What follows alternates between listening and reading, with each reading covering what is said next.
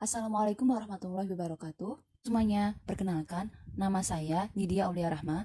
Saya mahasiswa jurusan akuntansi Fakultas Ekonomi dan Bisnis Universitas Muhammadiyah Jakarta. Pada kesempatan kali ini, saya akan membahas sedikit mengenai pentingnya belajar ERP atau Enterprise Resource Planning. Selanjutnya, saya akan membahas contoh aplikasi ERP dan kekurangan aplikasi tersebut. Sebelum kita membahas mengapa kita harus belajar ERP, maka kita harus mengetahui terlebih dahulu apa itu ERP. ERP merupakan singkatan dari Enterprise Resource Planning, adalah sistem informasi yang diperuntukkan bagi perusahaan untuk mengintegrasikan dan mengotomasikan proses bisnis yang berhubungan dengan aspek operasional, produksi, maupun distribusi di perusahaan bersangkutan tersebut. Sistem ERP secara modul biasanya menangani proses manufaktur, logistik, distribusi, persediaan atau inventory, keuangan, invoice, dan akunting perusahaan. Jadi, ERP adalah sebuah software yang memiliki fungsi untuk mengelola dan mengintegrasikan berbagai aktivitas operasional dalam bisnis.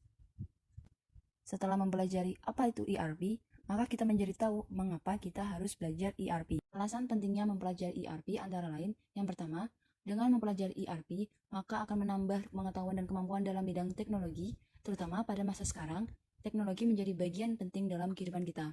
Yang kedua, dengan mempelajari ERP, maka kita dapat mengimplementasikan sistem ERP ketika kita bekerja nanti, khususnya bagi mahasiswa jurusan akuntansi yang nantinya akan bekerja menjadi seorang akuntan maupun akan mendirikan suatu bisnis. Maka dari itu, dengan mempelajari ERP ini dapat memberikan kemudahan dalam bekerja nanti. Contohnya seperti dalam mengotomasi proses akuntansi perusahaan. Lalu, setelah kita membahas pentingnya belajar ERP yang sangat bermanfaat dalam bidang akuntansi, maka selanjutnya saya akan membahas contoh aplikasi ERP dan kekurangan aplikasi tersebut. Aplikasi yang pertama adalah Mayop. Mayop merupakan kependekan dari Manage Your Own Business, merupakan salah satu jenis software yang berhubungan dengan perhitungan akuntansi modern yang dapat mempermudah dalam menjalankan bisnis. Meskipun memiliki banyak keunggulan dan kelebihan, namun software ini juga memiliki beberapa kelemahan. Berikut ini adalah beberapa kekurangan dari Mayop. Kekurangan yang pertama, tidak adanya fitur pelaporan perpajakan di Indonesia.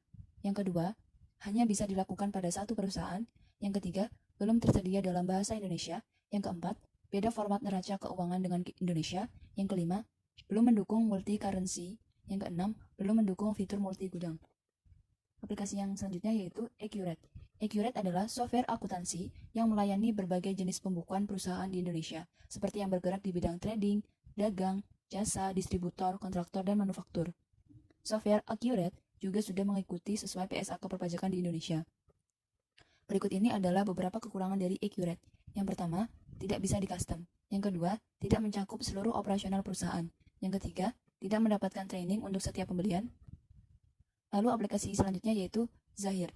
Zahir Accounting merupakan software akuntansi yang sangat inovatif dan mengedepankan kemudahan dalam penggunaannya. Hingga saat ini, Zahir Accounting sudah merilis aplikasi akuntansi yang berbasis cloud. Berikut ini adalah beberapa kekurangan dari Zahir. Yang pertama, Zahir Accounting tidak dapat secara otomatis menghitung biaya per jam, per buruh, dan biaya lain dalam akuntansi biaya. Yang kedua, pada Zahir edisi Flexi Money, tidak tersedia fasilitas harga tetap, proyek, dan pertemuan. Yang ketiga, Zahir Accounting edisi pendidikan belum mendukung pengeditan, unposting, transaksi penjualan, dan pembelian. Nah, sekian penjelasan yang dapat saya sampaikan. Mohon maaf apabila ada kesalahan kata. Untuk lebih lengkapnya, silakan bisa lihat di blog saya yang linknya akan saya cantumkan di bawah. Terima kasih. Wassalamualaikum warahmatullahi wabarakatuh.